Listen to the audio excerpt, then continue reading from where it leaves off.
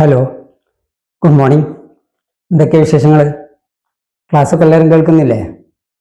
ഇങ്ങനെ ക്ലാസ്സൊക്കെ ഇഷ്ടപ്പെട്ടോ? ഇഷ്ടപ്പെട്ടാൽ കമൻറ്റിലൊക്കെ ഒന്നത് രേഖപ്പെടുത്തണം കേട്ടോ.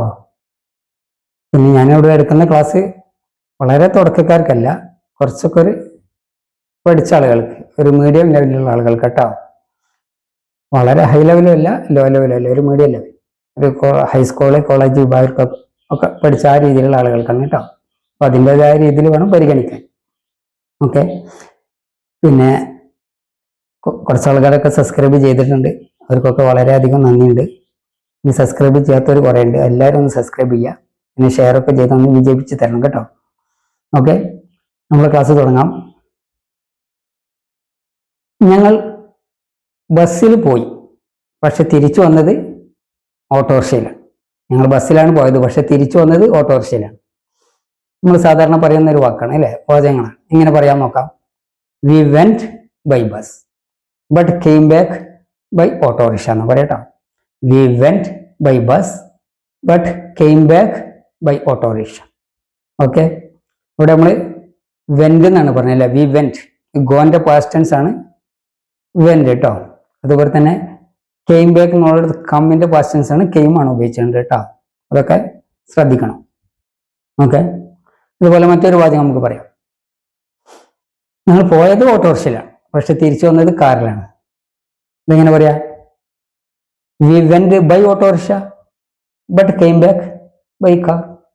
V went by autorickshaw but came back by a car. അതിന്റെ അതുപോലെ മറ്റൊരു വാചകം പറഞ്ഞത് മാത്രം. സിമ്പിൾ അല്ലേ? Okay, next. അവൻ നല്ലൊരു മനുഷ്യനാണ്, പക്ഷെ അവൾ കുറച്ച് മോശം. അദ്ദേഹം നല്ലൊരു മനുഷ്യൻ, അല്ലെങ്കിൽ അവൻ നല്ലൊരു മനുഷ്യനാണ്, പക്ഷെ അവൾ കുറച്ച് മോശമാണ്. അതെങ്ങനെ പറയാം? He's A good man, he's A good man but she's A little bad. He's A good man but she's A little bad നമ്മൾ പറയട്ടോ. ഓക്കെ, സിമ്പിൾ അല്ലേ? ഇനി ഇതേമാതിരി തിരിച്ചു വരിക. ഇങ്ങനെ അവള് നല്ല സ്ത്രീയാണ്, പക്ഷെ അവന് കുറച്ച് മോശം. അങ്ങനെ ഉണ്ടാവുമല്ലോ അല്ലേ, തിരിച്ചു മറിച്ചൊക്കെ ഉണ്ടാവുമല്ലോ. അവള് നല്ലൊരു സ്ത്രീയാണ്, പക്ഷെ അവന് കുറച്ച് മോശം. എങ്ങനെ പറയാ? She's a good woman, she's a good woman but he's some bad. Little bad എന്നുള്ളടത്ത് സം ബാഡ് എന്ന് പറയട്ടെ, അതാണ് ഞാൻ അവിടെ ഒന്ന് മാറ്റി പറഞ്ഞത്. She's a good woman but he's some bad. നേരെ ഓപ്പോസിറ്റ് അർത്ഥം കേട്ടോ. അവള് നല്ല സ്ത്രീയാണ്, പക്ഷെ അവന് കുറച്ച് മോശമാണ് എന്നുള്ള അർത്ഥമായി അവിടെ കേട്ടോ. ഓക്കെ, അടുത്തത്. നിങ്ങൾ ഇവിടെ തൊഴിലാളിയാണോ അതോ മുതലാളിയാണോ? അങ്ങനെ ചോദിക്കുക. നിങ്ങൾ ഇവിടുത്തെ തൊഴിലാളിയാണോ അല്ലെങ്കിൽ മുതലാളിയാണോ എന്നുള്ളൊരു ചോദ്യമാണ് കേട്ടോ. എങ്ങനെ ചോദിക്കാം നോക്കാം. Are you a worker or an owner? Are you a worker or an owner എന്നാവും ചോദിക്കുക. ഈ വർക്കർ നിങ്ങളിവിടുത്തെ സെർവൻറ്റും പറയാം കേട്ടോ. Are you a servant or an owner? നിങ്ങളിവിടുത്തെ തൊഴിലാളിയാണ് അല്ലെങ്കിൽ പിന്നെ അവിടുത്തെ ജീവനക്കാരനാണോ അല്ല അതോ മുതലാളിയാണോ എന്നുള്ളത് ചോദിക്കണം കേട്ടോ. ഇനി ഇതിന്റെ മറ്റൊരു രൂപത്തിലുള്ള ഇത് ചോദിക്കാം. Are the teachers or student? Are the teachers or student? അവർ അധ്യാപകരാണോ അതോ വിദ്യാർത്ഥികളോ എന്നുള്ള അർത്ഥത്തിൽ. അല്ലെങ്കിൽ are the doctors or nurses? Are the doctors or nurses? പെട്ടെന്ന് സംശയം വരുമ്പോൾ അങ്ങനെ ചോദിക്കാം അല്ലേ. Are the doctors or nurse? അവര് ഡോക്ടർമാരാണോ അതോ നഴ്സുമാരാണോ എന്നുള്ള അർത്ഥം. Okay, next. ഞങ്ങൾ കല്യാണത്തിന് പോവുകയാണ്, പക്ഷെ അവരെ ഡ്യൂട്ടിയിൽ ഏർപ്പെട്ടിരിക്കുകയാണ്. ഞങ്ങൾ കല്യാണത്തിന് പോവാണ്, അവരാവട്ടെ അവരെ ഡ്യൂട്ടിയിലാണ്. എങ്ങനെ പറയാൻ നോക്കാം? We are going to wedding, we are going to wedding and they are doing their duty. We are going to a wedding and they are doing their duty. ഒന്നുകൂടി പറയാം. We are going to a wedding and they are doing their duty. ഞങ്ങൾ കല്യാണത്തിന് പോവുകയാണ്, അവരാകട്ടെ അവരെ duty ചെയ്തുകൊണ്ടിരിക്കുക എന്നുള്ള ആശയാണ് കേട്ടോ. ഓക്കെ, ഇനി നമുക്ക് കുറച്ച് പ്രധാനപ്പെട്ട കുറച്ച് കാര്യങ്ങളും കൂടി പറയാനാണ് കേട്ടോ. ഡു വെച്ചിട്ടുള്ള കാര്യങ്ങളാണ് പറയുന്നത്. ഡു വെച്ചിട്ട് ചോദ്യങ്ങളാണ് ചോദിക്കാറ് സാധാരണ അല്ലേ, ഡു ഡിഡ് ഒക്കെ വെച്ചിട്ട്. ഇതിൽ ഡു വെച്ചിട്ടുള്ള കുറച്ച് വാചകങ്ങൾ ഞാൻ പറഞ്ഞുതരാം, ശ്രദ്ധിച്ച് മനസ്സിലാക്കുക. Do you go to market every day? Do you go to market every day? നിങ്ങൾ മാർക്കറ്റിലേക്ക് അല്ലെങ്കിൽ അങ്ങാടിയിലേക്ക് എന്നും പോകാറുണ്ടോ എന്നാണ് അല്ല ഒരു ചോദ്യമാണ്. Do you go to market every day?